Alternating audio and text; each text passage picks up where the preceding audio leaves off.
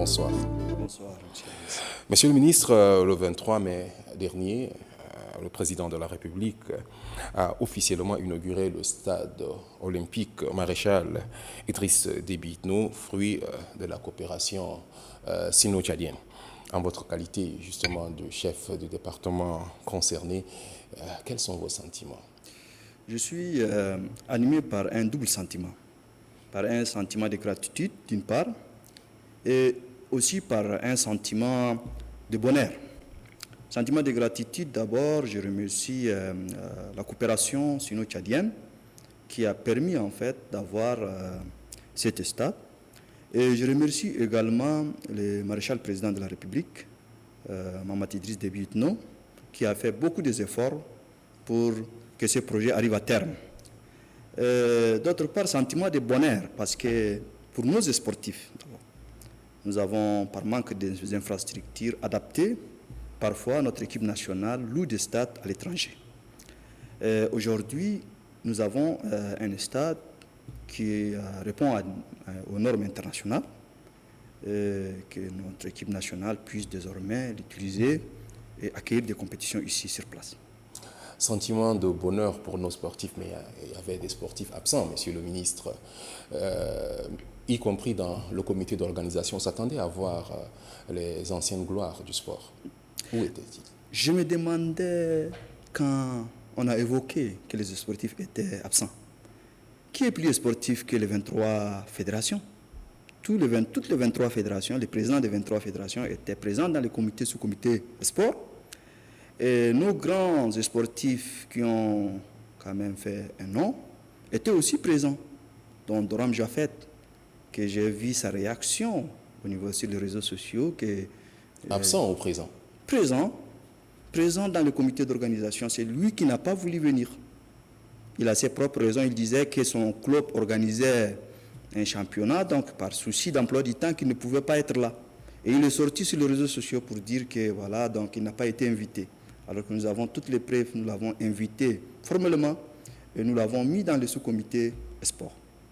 Donc personne n'a été ignoré. Toutes les 23 fédérations étaient membres. Le président du COST est membre du comité d'organisation. Et nous avons retenu 5 anciens gloires de l'esport tchadien qui sont actuellement en Europe. Donc personne n'a été oublié. Personne n'a été oublié. Maintenant, parlons de notre équipe nationale, parce que là, on a un beau stade. Il est magnifique, ce stade. Mais on aimerait qu'il y ait moins de défaites dans ce stade. Et pour cela, il faut avoir une équipe de qualité, monsieur le ministre. Qu'est-ce qui est en train d'être fait? Je parle ici du sport roi, je parle du football. Qu'est-ce qui est en train d'être fait? Il y a un processus qui a été déjà engagé. C'est d'abord la question de l'équipe nationale, c'est structurel. Il faudrait une réforme globale du fond. Et là, nous avons quand même, j'ai écrit une directive, adressé une directive récemment, si vous avez l'information, à la fédération, au président de la fédération tchadienne de football, de pouvoir mettre un comité qui va travailler sur la définition des critères objectifs de sélection de l'entraîneur national et aussi de l'équipe technique, les staffs techniques. Et ce travail, je crois, qui a été fait. Maintenant, il reste le côté de la validation qu'on est en train de travailler dessus. Et cela permettrait à l'équipe nationale d'avoir un staff technique de qualité et après pouvoir réformer, de voir aussi, nous avons des talents qui évoluent à l'étranger, il faudrait penser à eux, et nous avons aussi des talents locaux qu'il faudrait mettre un dynamisme à ce niveau, au niveau de la sélection aussi, pour qu'on puisse bâtir une meilleure équipe. Ça, c'est le travail à court terme. Mais à long terme, nous voulons aussi favoriser l'accès de la base aux infrastructures sportives. Cela permettrait de pratiquer plus le sport, plus le football, et nous pouvons avoir à sélectionner des talents au niveau de la base, au niveau scolaire, en réactivant les championnats scolaires, les championnats universitaires. C'est là-bas qu'il faut aller puiser comment on appelle, des talents. Des talents. Et ce stade, je reviens encore une fois de plus, sans chauvinisme, il est beau, il est grand, c'est une fierté pour le Tchad, mais une question se pose. Qu'est-ce qui est fait pour préserver ce stade, pour que le standard ne baisse pas? Qu'est-ce qui est fait pour l'entretien? Quel est le mécanisme mission? Le mécanisme d'entretien, ça va de soi. C'est une obligation. On ne peut pas avoir un grand bâtiment comme ça et sans penser à son entretien.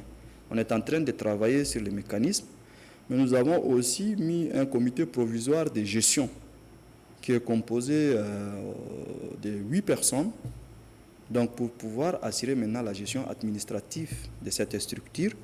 Mais le côté entretien et d'autres qui vont avec, nous sommes en train de travailler sur ces mécanismes pour pouvoir garantir la pérennité et la durabilité de cette infrastructure.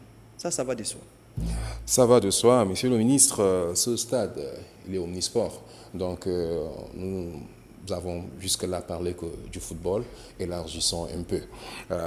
Lors de votre prise de fonction, vous avez promis d'organiser les États généraux du sport. Où en est-on? La question des États généraux des sports est une nécessité absolue pour renforcer notre sport. Et là, beaucoup en parlent. Les sportifs eux-mêmes, la politique. Et là, j'ai promis dans mon discours de passation du service que nous allons organiser l'État généraux. Et nous allons le faire. Nous sommes en train de travailler dessus. Le premier draft a été déjà rédigé. Nous sommes en train de travailler dessus. Et nous voulons d'abord le valider parce que c'est un moment crucial. C'est à partir des États généraux que nous pouvons définir maintenant une politique nationale des sports. Et ça, c'est une obligation et nous allons le faire. Votre département s'occupe aussi de la jeunesse. Quels sont les projets pour les jeunes? La jeunesse, d'abord le chef de l'État, le maréchal Mahamat Idriss Déby Itno, a plusieurs fois répété que la jeunesse est une priorité. Et nous savons qu'aujourd'hui dans la politique de la 5e République, dans le programme politique du chef de l'État, la jeunesse est une priorité. Parce que dans le chantier 4, action 36-40, une place lui est réservée. Bâtir un plan ambitieux pour la jeunesse. C'est assez suffisant et c'est éloquent, c'est parlant. Et vous faites quoi concrètement? Et nous sommes en train de travailler aussi parce que les jeunes ont leurs propres aspirations, ont leurs propres besoins. Et nous avons tenu une rencontre avec les jeunes, nous avons eu des discussions franches, sans filtre, et nous avons pris toutes leurs recommandations, leurs suggestions, et nous sommes en train de reformuler des politiques. Il y a plusieurs formes aujourd'hui de politiques publiques qui doivent être adaptées aux jeunes. D'abord, leur engagement citoyen, la question de vivre ensemble, de la paix et autres à travers des associations de la jeunesse, nous allons apporter notre soutien. Il y a aussi la question de la promotion de l'emploi, de leur autonomisation et aussi de l'entrepreneuriat, que nous sommes en train de travailler dessus afin de trouver des mécanismes adaptés. Nous avons aussi les fameuses initiatives 50 000 emplois que nous voulons les retransformer par des coopératives qui vont créer directement d'emplois et que les jeunes puissent avoir au lieu de financement dans le cadre entrepreneurial et autres. Ça, nous allons les réserver pour la Direction générale de l'entrepreneuriat. Mais pour l'initiative 50 000 emplois, on va créer des coopératives qui vont créer directement des emplois et que les jeunes puissent avoir y accès. Voilà, monsieur le ministre, merci d'avoir répondu à notre invitation. Je vous en prie. Mesdames et messieurs, nous avons reçu donc comme invité du journal le ministre de la Jeunesse et des Sports, Maïdé Hamid Loni.